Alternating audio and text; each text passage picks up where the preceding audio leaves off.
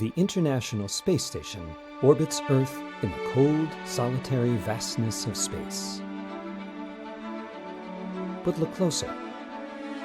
There's a cornucopia of species bringing the interior of the station to life, and with it a plethora of scientific knowledge contributing to humans learning not only how to survive in space, but thrive both on Earth and beyond the edge of our planet.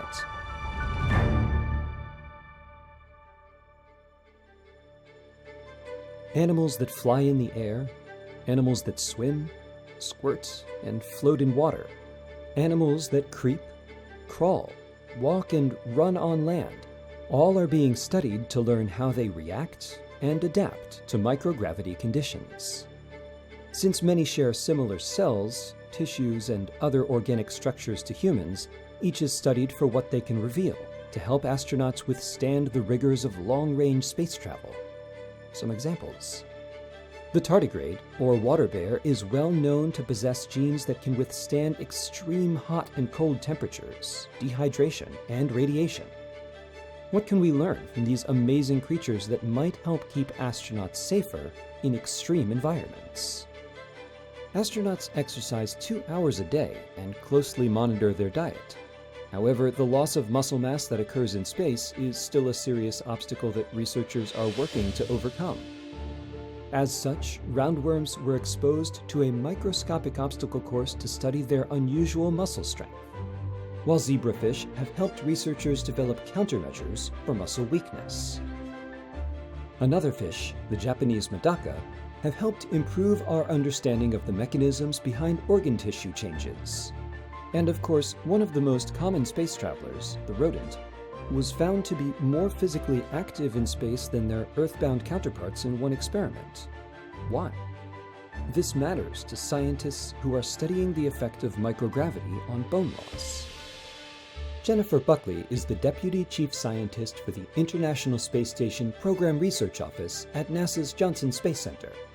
She explains how studying multi-generational organisms can have big impacts on our understanding of both animal and plant biology in space. Fruit flies multiply so quickly, we can observe several generations at one time. We can trace the actual development of an organism from conception to birth to adulthood and old age, and the genetic changes from one generation to another are easy to track. Regarding plants, Buckley says, plants develop differently in microgravity. They don't know which way is down anymore. They no longer have a gravity signal for their root structure. So we examine their RNA to see how it's giving directions and signals, and how that differs from the way plants behave on Earth. Many types of plants are grown on the station, from flowering plants to leafy greens to vegetables. What we learn could influence our approach to growing different plant types in the future.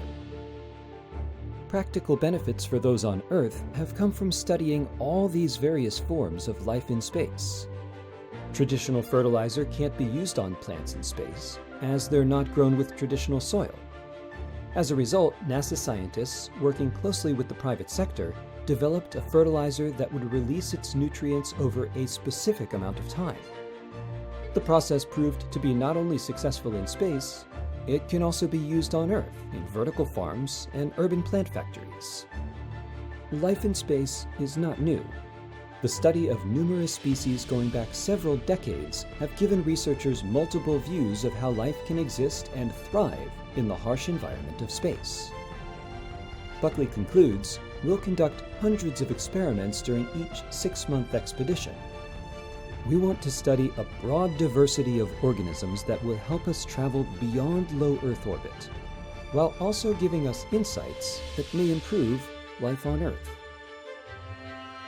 For more information about the multitude of life on board the space station, go to www.nasa.gov/ISS-science. To discover more about the space on, around, and beyond our planet, visit science.nasa.gov.